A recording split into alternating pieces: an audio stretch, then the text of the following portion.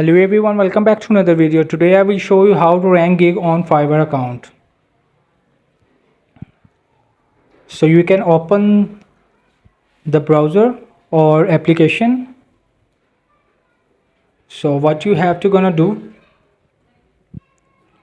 you will just click the search services virtual assistant. All categories 29,074 and virtual assistant gigs 11,822.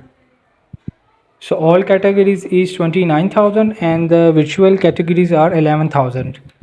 So there is a very competition. Everyone wants to give service of virtual assistant. So you can just topic the change best virtual assistant. All categories 375 gigs, less competition, and virtual assistant 211 gigs. It also competition low on Fiverr.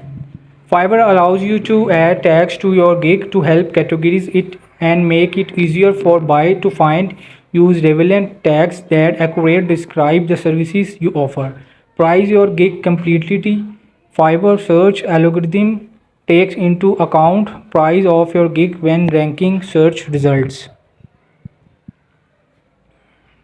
So it's only about on your keyword. Hope this video helped you. Please don't forget to like and subscribe and get notified more videos.